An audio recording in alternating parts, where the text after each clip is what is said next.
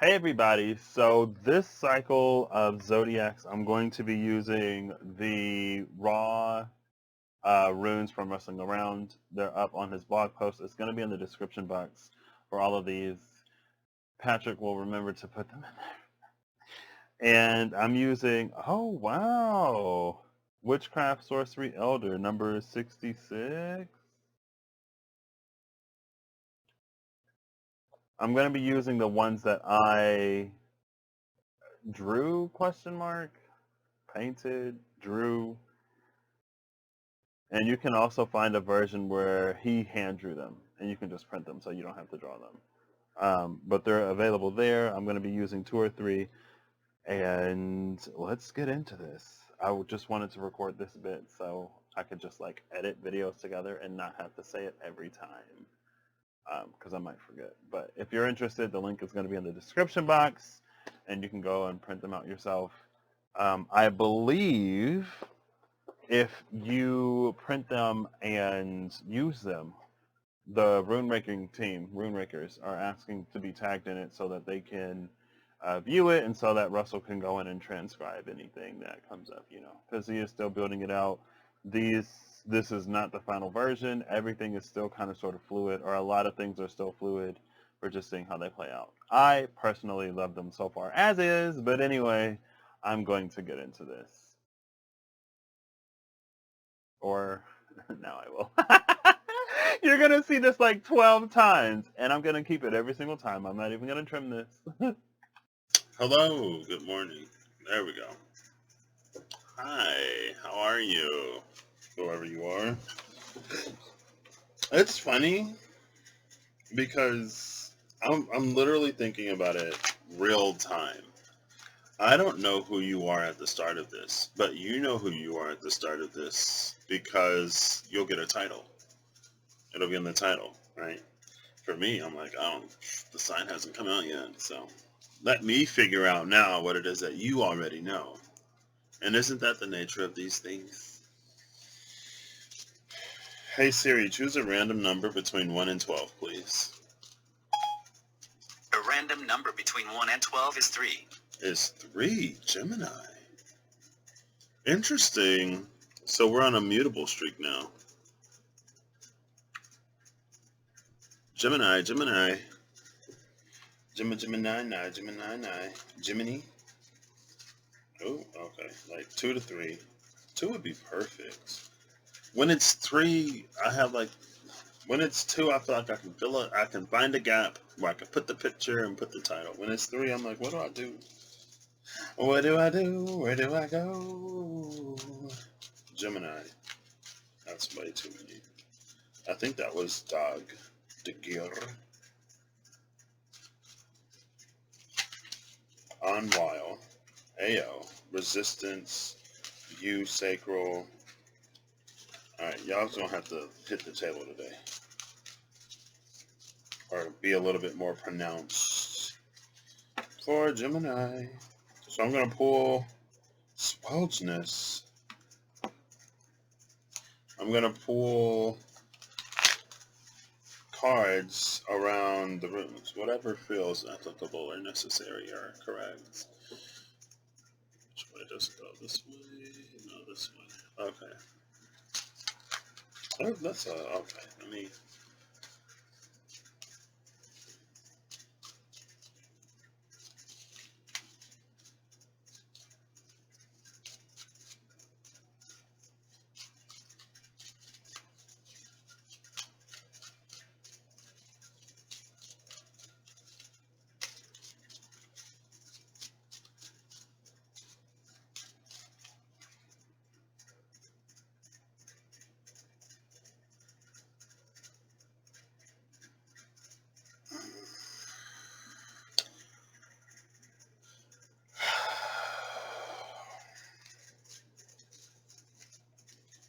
Oh gosh, bottom of the deck is Ul, 55 Owl and Senses. So you got 3 cards. That Ripen Mature felt right. Oh look, 50, 55. So another needle. Ripen Mature, Ripian or Ripian. Ripian. I don't know how to pronounce these. Number 39, Natal or Natal, Natal, Natal, Navel, Needle Stitch, and then Hail, Heigl or Hegel, Hagel, Heigl, Hagel, Hagal, which is hail and weathering. Ripiannaedlhaegl, Ripiannaedlhaegl, Ripiannaedlhaegl, Ripiannaedlhaegl, Heigl. Let's see, Ripiannaedlhaegl.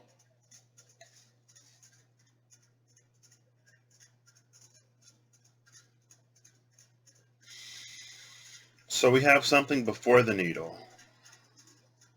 Before the needle, it enters the needle as something mature, and it exits the needle as something weathering. This feels like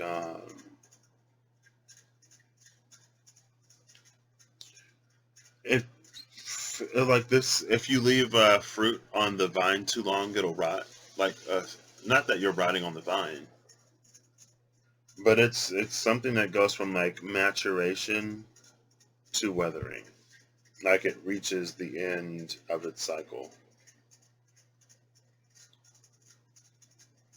A little bit of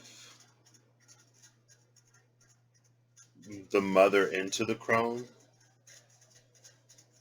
or the maiden into the crone, because it feels like the mother is that in between.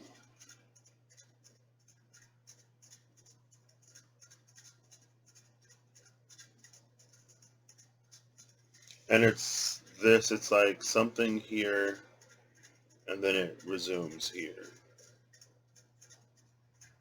This didn't necessarily come out how I fully intended it. It was supposed to be like top thick here, and then bottom thick here, but it didn't work out that way anyway.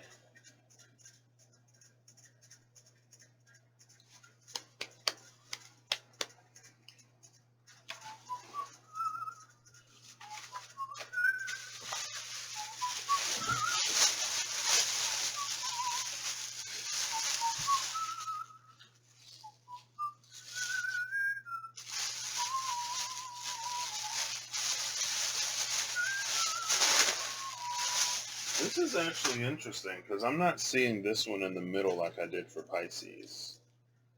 And I was going to use a black, but I'll use this instead. It looks like a navy blue-ish color. Blue. Azul. Aoi. I don't know how to say blue in any other languages. Blue, azul, aoi, aoi, ano sora.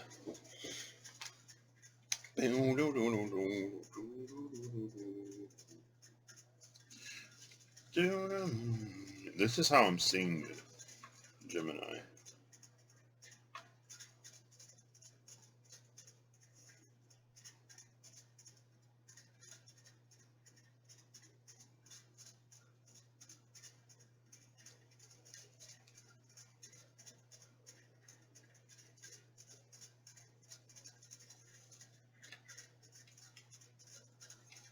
Or it could be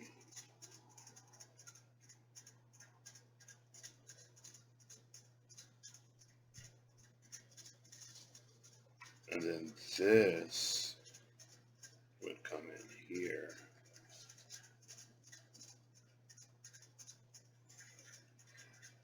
One of these two ways.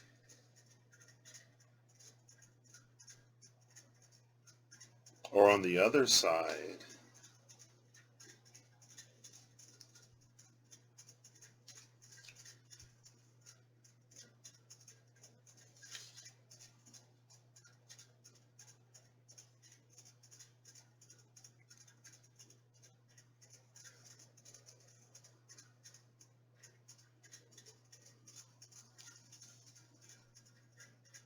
It would be like that.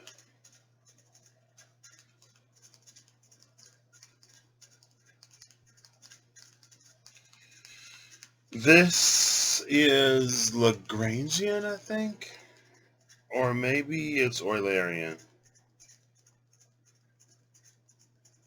And it's a fluid flow dynamic. It's like how we visualize the dynamics of a fluid flow. No. Eulerian and Lagrangian, it is the dynamics of fluid flow, but that's more so the reference point, right? Whether we have a stationary reference point and we observe things that pass through that fixed space, or if our reference point moves as other things move. And then we can sort of track the life of something as it moves rather than tracking the space as things move through it. But since you're Gemini, there's probably an element of both here. Gemini, honestly, I don't know what I'm going to use for you. Well, I have the magical map shifter, and there is a shifting energy. So it feels like this, the needle ripen, the ripen needle.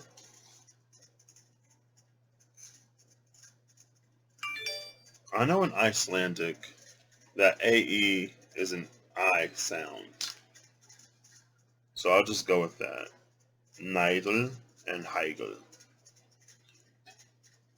Ripiannaedlhaegl. Like this Ripiannaedlhaegl, or this Ripiannaedl, moves from one end of the Heigl to the other. It's this. It's like, and you can see it's like when it's outside. Let's do, I already put the marker back, so I guess we won't. It would have helped me visualize what this looks like at different parts along its journey, I guess.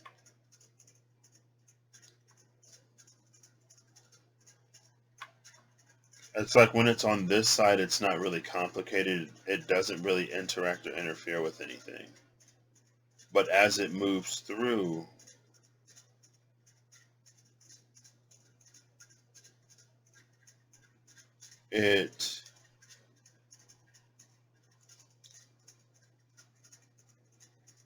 there's an interaction here between the top line in Ripen and the slant in Heigl.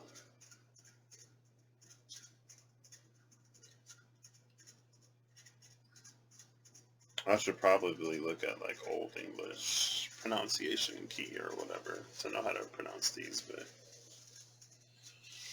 the pronunciation is of lesser importance because the tongue has been lost and I won't get it right anyway. The knowing is, anyway, let me not get into it. And then Ul is at the bottom of the deck. It almost feels like Ul is overseeing the process, but it also feels that Ul holds certain properties that you'll take on as you work through it.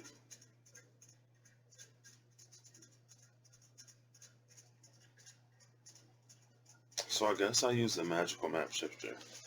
And before I started this, I noticed that the Stuck in the Mud card was on the floor.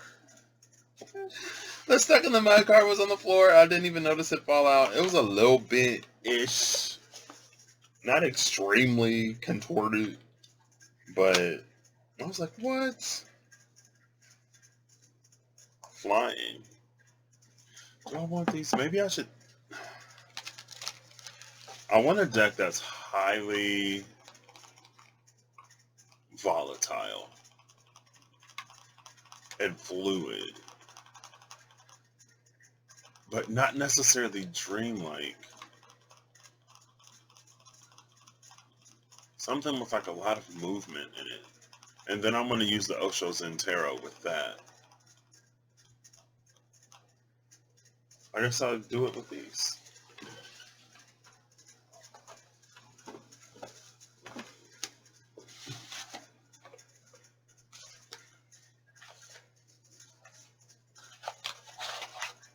Because this, I mean, it's in the name, the magical map shifter. There is a shifting frequency. But it isn't, it's a frame of reference that maintains the thing as it moves. So it's not like things are lost or diluted along the way. But there is this line causes interference at some point. And it's almost like, I don't know if this diagonal scales.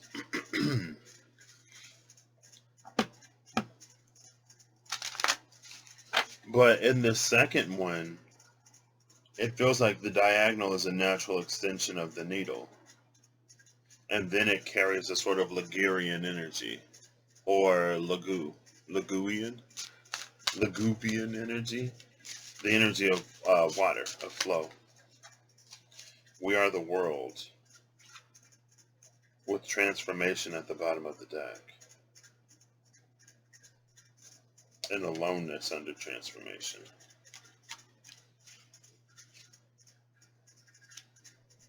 And the outsider under that, but I'm not going to take it.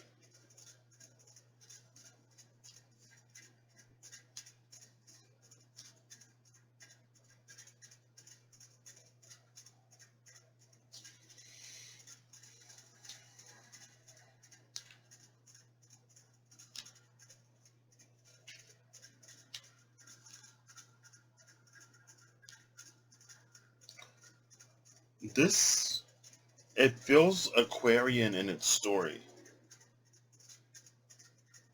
Of sort of being, the energy of the outsider is here.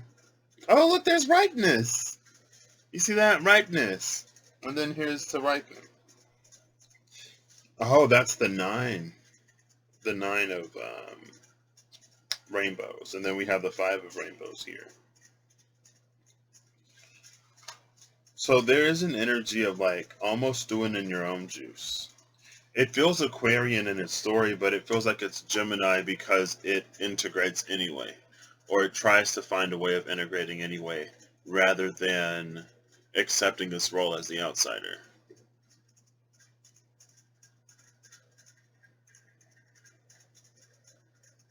But with the outsider and this aloneness towards transformation, it feels like there's a ripening. Oh, 5 of compass. Okay. Oh my gosh. And then celebration after that. This is rainbow heavy. The outsider, compromise, creativity, and then ripeness. It feels like this experience actually brings you closer to you in some way.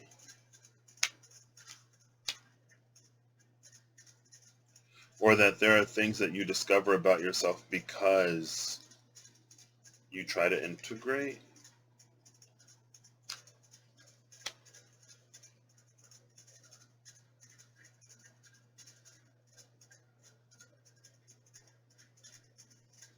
And there's something about how you write your story with this Nidal, or Nidal, because it's not the Delta looking V or D, so it's not necessarily a Nidal, but it feels like it has a Nidal, or Needle. Hegel. If it's needle, then it'd be Hegel, which sounds like Kegel, which is an exercise. Whatever. Alright, Gemini. Ool is here. See, this is the card stuck in the mud that was on the floor.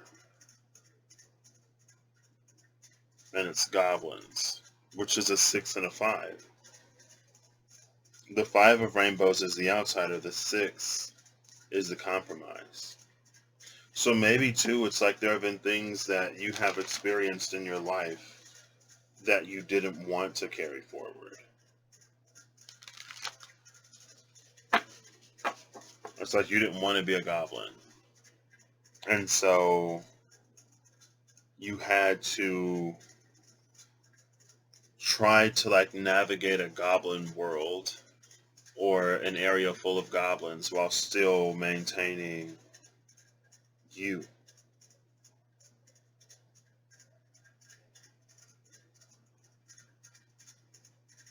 Or while trying not to become a goblin yourself.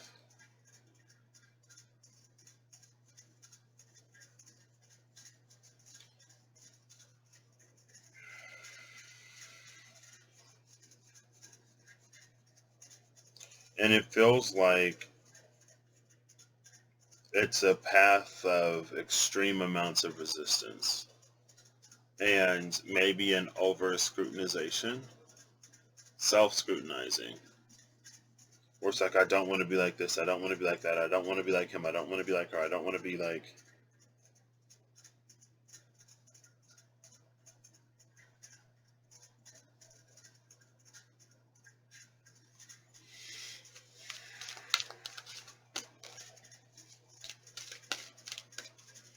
Hail and weathering. Weathering is something that's worn down over time. And there's a certain elemental nature to it. Weather, right? It's an eroding energy. Or time can wear things as well.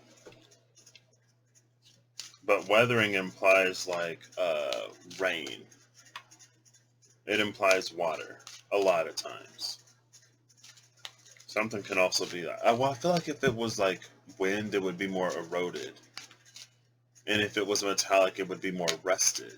I don't know if rusting necessarily carries the same as weathering, but weathering can involve an amount of rust.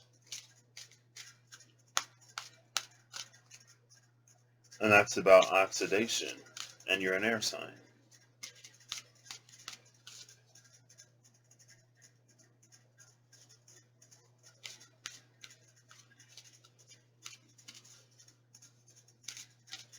Honestly, it feels like you try so hard maybe not to be a certain thing that you don't allow yourself to be who you are. With this creativity, it feels like most of it is blocked. Can you see it? You can see it. It's like, it feels like that light is your creativity and it's being eclipsed. But it's also this energy of like waiting until it's safe to come out. So maybe not feeling like you're a part of the world that you found yourself in.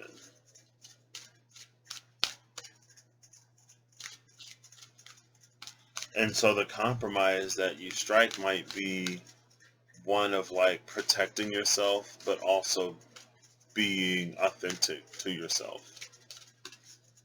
It's like you don't want to be alone. So you may not, because it feels like, again, it feels like there's a thread to Aquarian energy, or what an Aquarian story would be, like traditionally, right? There's like, or how I've heard it as like the quirky one, the outsider, the kid. It's like Aquarian energy seems like it's really easy to be like black sheep or something like that. Home and heal the ouch. Heal the ouch at home.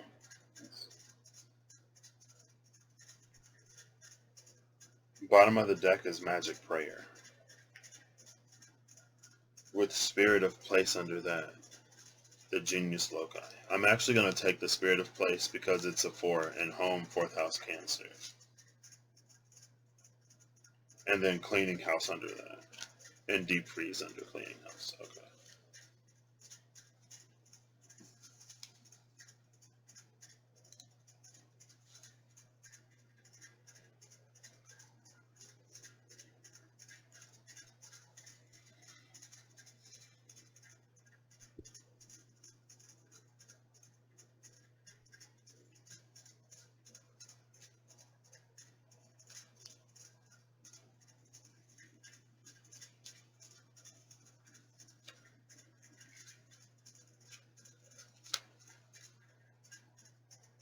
Nice.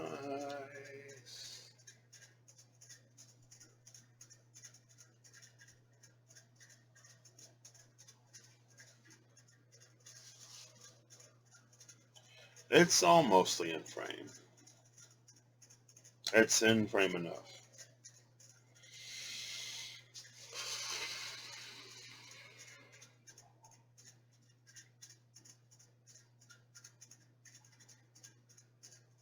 So yeah, it feels like an Aquarian approach to this would be isolation, would to just be alone, would be to be alone. It feels like the mutable Gemini approach is to try to find a way of connecting in some way.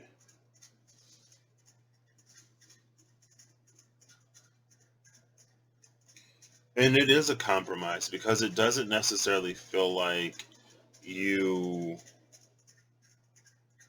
give yourself over completely. It doesn't feel like you completely change who you are, or there are things that you like you don't show at all. It feels like an energy of dilution instead.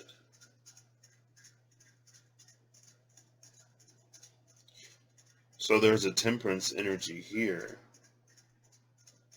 But that's the thing about temperance.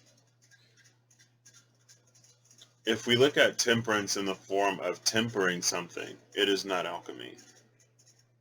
It's dilution.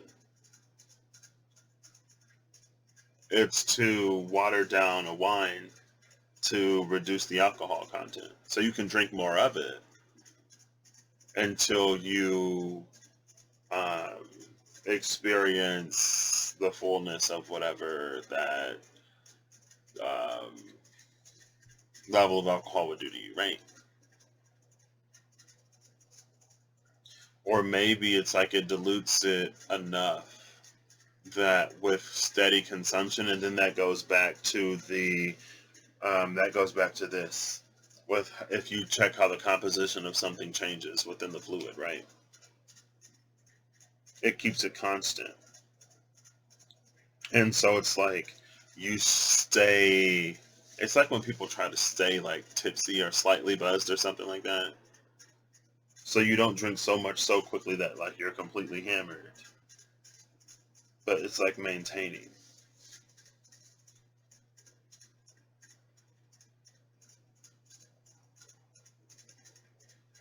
That's why she's covering most of the light.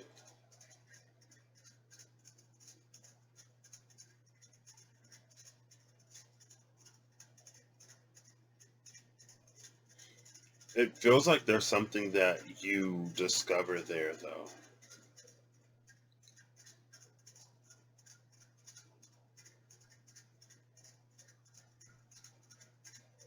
Like, it gives you the opportunity to get to know people that you don't think you'd otherwise get to know if you were all of who you were. Or if you were all of who you are. I'll leave it up there, actually. I was going to turn my light off, but I kind of sort of like it there. Because here's the blocked sun, right here, in creativity. But because of my light above, this raccoon is holding the fox's head up to the light. Or higher, so that it can see the light. It isn't quite necessarily all the way there,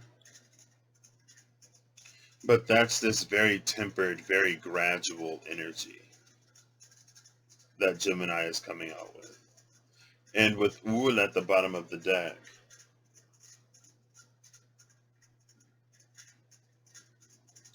it feels like it can actually work out for you. 27 is 9, 38 is 11. Reem just told me the day before yesterday, maybe, that 911 is one of Archangel Michael's numbers. Down here, we have a 5, a 4, and a 10. 32, 5, number 4, 37, 10. 9, 10, 11. Between home, cleaning house, and heal the hours. And then a 5, 4 here.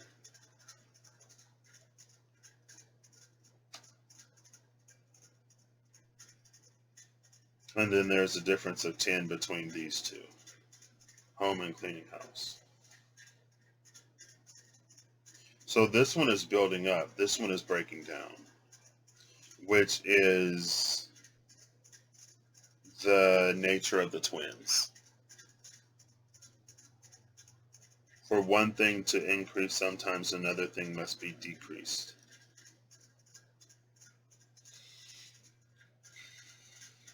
And I love that it's a fox and a raccoon here with Heal the Ouch. Not to get too far into the stereotype of Gemini energy, of course. But the raccoon is one that's usually associated with some kind of like thievery. And the fox is too. They're both like, they can be both be thieving. They can both be like really cunning, really smart. The raccoon has a dexterity that rivals that of humans. Right? They have little hands. And it's interesting. I don't know the evolutionary line of the raccoon, but it seems like primates are the only other sort of family of animals that have hands, right? But raccoons have hands. Possums? No, maybe they don't. I don't know. Like fingers and thumbs, right? Raccoons have opposable thumbs.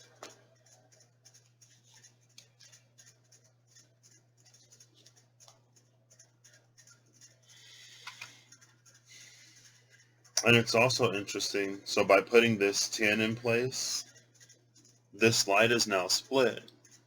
And it's split enough that the fox can see it. But you don't see the cat that's sitting on the windowsill anymore.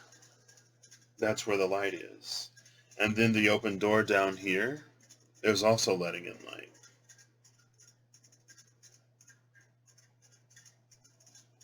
And then in the home card, there's a window open up here.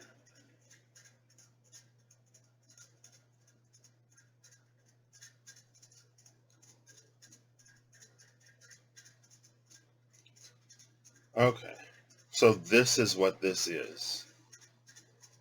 The Ripiannaedlhaegl. Ripiannaedlhaegl.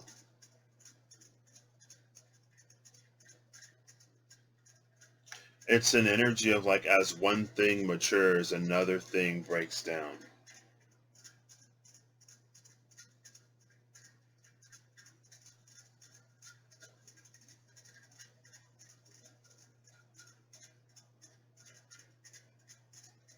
Here's a 10, here's an 11 between 5 and 6. A 3 and 9. So 9, 10, 11.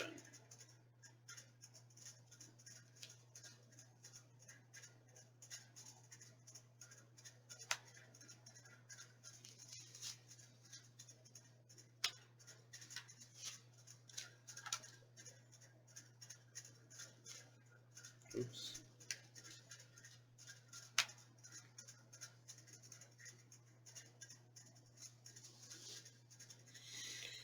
Here's another 9 and a 13 and a 3.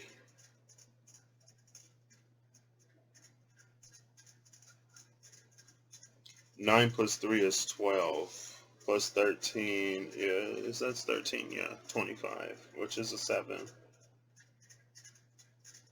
The 7 being halfway between the 5 and the 9. And they're majors, so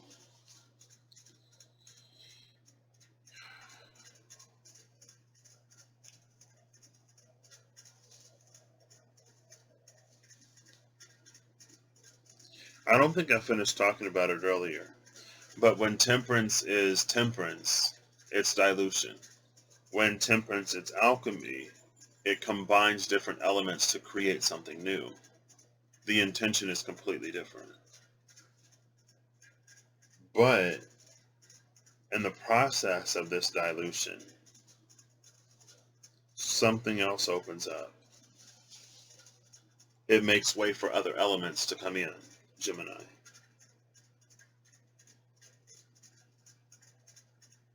And that's the weathering.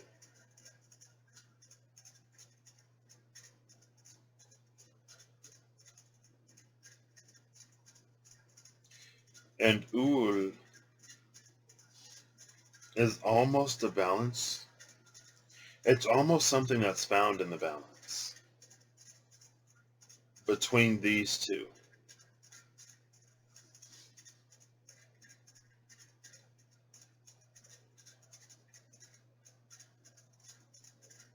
It's like when being less, maybe that's what I'll title this. Being less gives you the opportunity to be more. Being less opens the door to be more. But it feels like you've been less. Because again, it's like unlike Aquarius, you've been inside. You know the layout of the place. You know where you'd fit. Or where you can find a fit. And maybe that's what this is down here. With the spirit of the place. It's like you've met the genius loci. Very rustling around. I mean, I'm using the runes. But he talked about the genius loci, the spirit of a place. And he thought it was a ghost at first. First he said it was a ghost. He said, there's a ghost here. And then in the spiritual cul-de-sac video or the fig video or another video, he said that ghost is actually the genius loci. It's the spirit of the place. The place itself holds a certain energy. That's what you've been able to read as you've been less.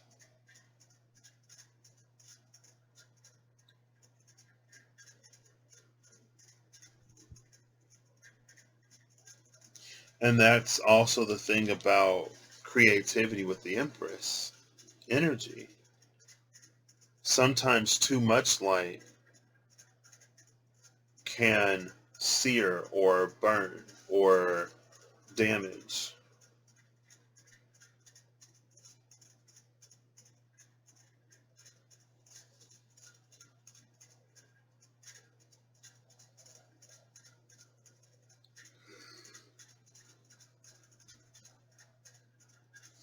And I didn't necessarily notice it before, but on both Magic Prayer and Genius Loci, there's like a wing on the eye.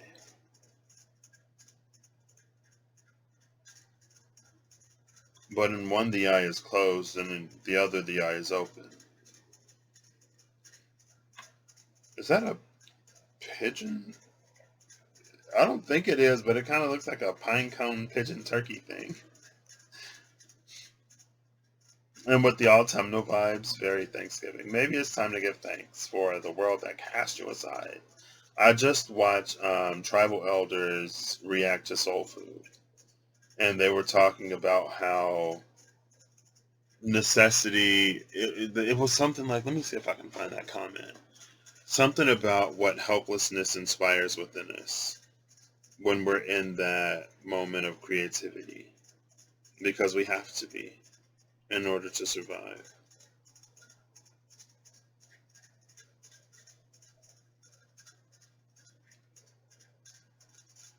One finds a solution in the state of helplessness. That's what it was. One finds a solution in the state of helplessness. Oh, look, there's that moon here too. And it's like while you were dimming, there was something that you found that you wouldn't have found if you were in your light. Like, that's the thing about light pollution and stars, right? If it's too bright outside, if the moon is too full even sometimes, maybe, you don't notice the twinkling, dimmer light right next to it.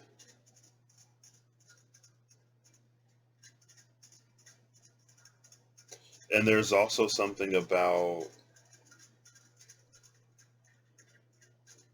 when two bodies of light are too close together and you observe from a great enough distance, it can appear as one.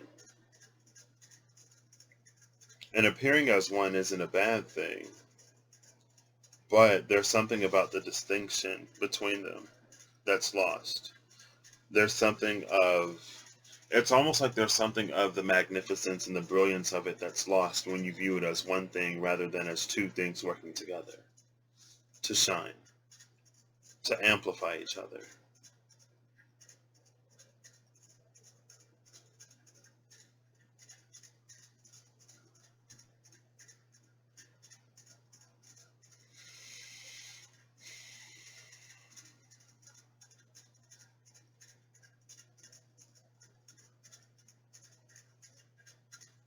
And so in the magic prayer, with her eyes closed, she's being guided. In the spirit of the place, with her eyes open, she's told to open her eyes. You find yourself where you were hoping to be, among those you were wishing to find yourself with. Oh, look, there's a 9-10 and a 5-6. So again, both of these build up, but here there's a breakdown. And I feel like that's some kind of conservation of energy, or conservation of mass, or conservation of matter, sorry, not water. Or some kind of conservation of whatever that is the alchemy of this. One thing must break down in order for something else to be built up. Right? If you have water and oxygen, you're going to lose water. If you have hydrogen and oxygen, you're going to lose hydrogen and you're going to lose oxygen as you're creating water. As the amount of water goes up, the amount of unbound hydrogen and unbound oxygen goes down. And although water is composed of hydrogen and oxygen, it doesn't perform as its separate parts, right? We can't breathe in water and expect to not drown, right? And I feel like even if it was a water vapor, with that conservation of water, I guess, you sweat it out or it evaporates. I don't know. Even if it was water vapor isn't held by the anatomy and the chemistry of the body like oxygen gas is. Gaseous water is not taken the same. There would have to be something done to it to return it to the oxygen.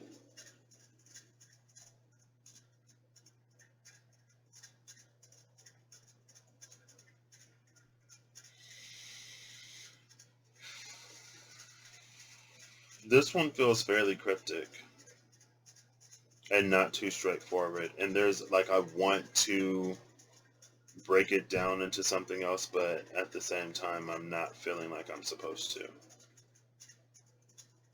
And then with deep freeze over here, which is an 8,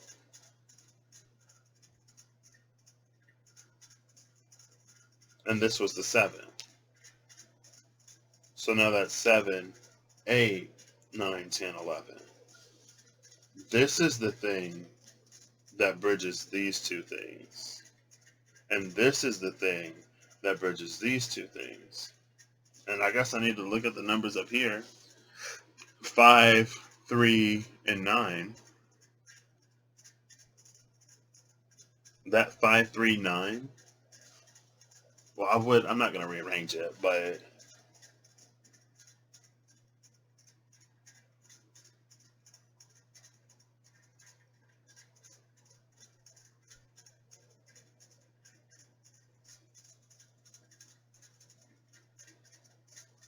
that 5, 3, 9 is just like this 5, 7, 9. No, wait, this is missing the 7. So this 7 also applies up here. 3, 5, 7, 9. And this is a 10, or 2 5s. But this is a lion here in deep freeze, and lions, that's like strength. But it reminds me of the lion and the mouse, right? When maybe the mouse helped the lion twice. Every time I talk about this story, I don't remember how it goes. Because I know, like, the lion has a thorn in its paw, and the mouse pulls out the thorn. And it's like the lion gets caught in a net, and the mouse chews through the rope to free the lion. And then the lion doesn't eat the mouse. Or maybe the lion didn't eat the mouse before. But it's those precarious situations that the lion finds itself in that gives it an understanding that a mouse is for more than just food. It gives the lion an opportunity to actually see the mouse as more than what it was.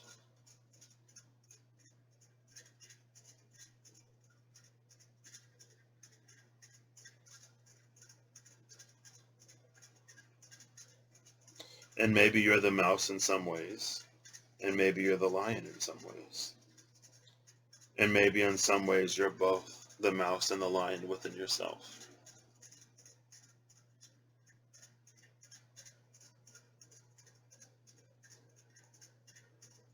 And it's not about not trying to be this or trying not to be that.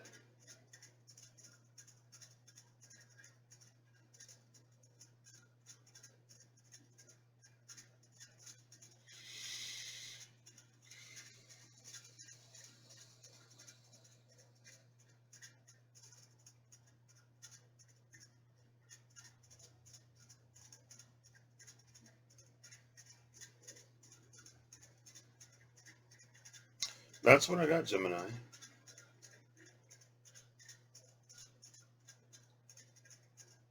I want to take it further. I want to break it down more, but it's not advisable, I guess. Question mark. So I hope you have a good whenever you see this. I hope you're acting in alignment to make all that you wish to experience your reality. And I hope that whatever you need along your path, you find.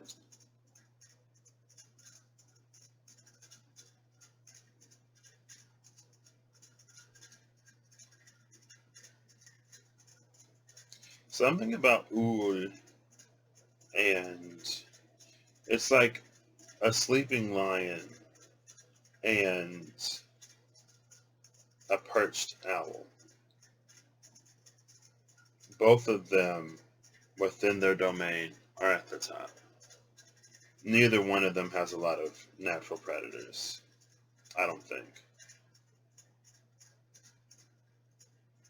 They both eat mice, apparently. I don't know how many mice there are in the savannah, but with the lion and the mouse, owls eat mice. And their senses are keen enough to see them.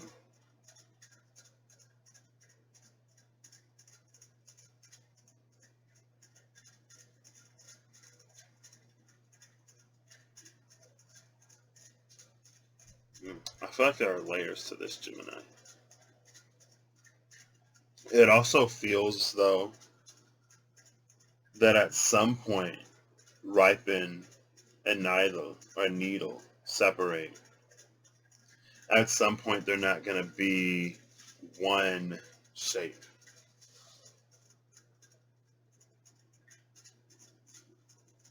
It feels like Ripen gets left behind and Needle moves on.